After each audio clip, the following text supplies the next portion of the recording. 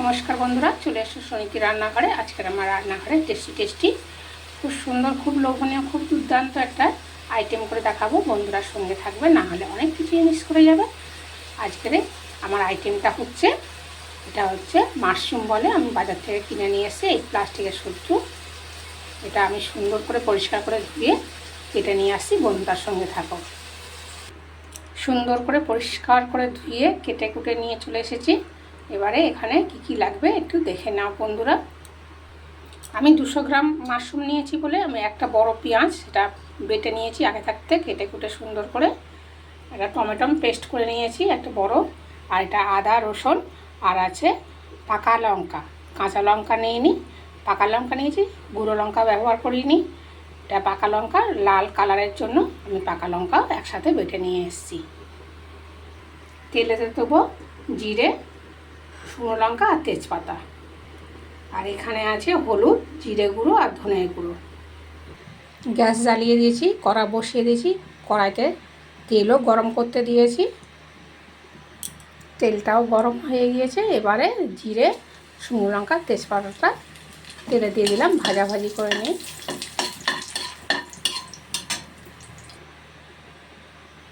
পুরো ভাজা হয়ে গিয়েছে। এবারে পেঁয়াজটা দিয়ে দিলাম, পেঁয়াজটা সুন্দর করে ভেজে নিচ্ছি। পেঁয়াজটাও ভাজা হয়ে গেছে, তেলও ছেড়ে দিয়েছে।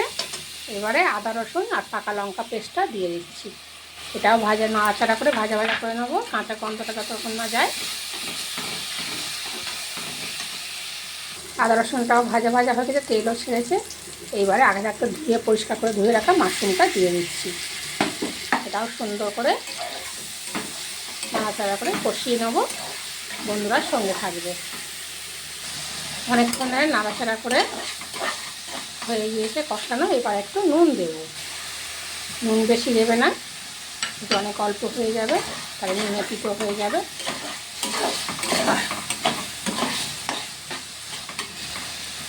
এবারে হলুদ, ধনে গুঁড়ো আর জিরে গুঁড়োটা দিয়ে দিচ্ছি, দিয়ে এটাও নাড়াচাড়া করে নিচ্ছি। অনেকক্ষণ ধরে কষানো হয়েছে। এবারে টমেটো বাটাটা দিয়ে দিচ্ছি। আর বন্ধুরা, এরকম যদি নিত্য নতুন রান্না দেখতে চান তাহলে আমার চ্যানেলটাকে প্লিজ একটা লাইক আর সাবস্ক্রাইব করে রেখে দেবে।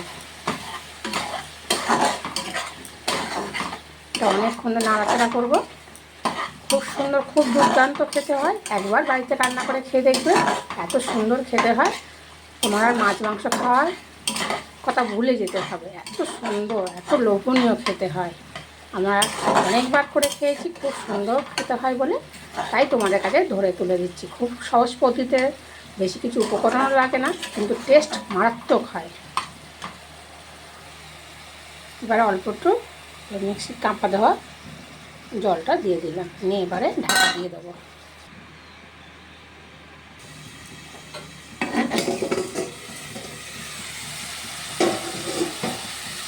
কি সুন্দর তেল ছেড়েছে, আমার রান্না কমপ্লিট হয়ে গিয়েছে। বন্ধুরা দেখো, আমার সঙ্গে পুরো রান্নাটা দেখার জন্য তোমাদেরকে ধন্যবাদ। এরকমভাবে পুরো কমপ্লিট। এবার গ্যাসটাকে অফ করে দিলাম। এই গরম গরম ভাত আর এই টেস্টি মাশরুম একবার তোমরা বাড়িতে বানিয়ে খেয়ে দেখবে, আর অন্য কিছু লাগবে না। এইতে এক থালা ভাত খাওয়া হয়ে যাবে। একবার তোমরা করে খেয়ে দেখো, তারপর না কমেন্টে বলবে কেমন হয়েছে।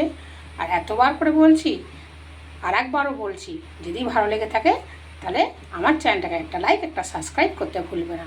দেখা হবে নেক্সট ভিডিওয়। সবাই ভালো থাকবে, সুস্থ থাকবে। টাটা।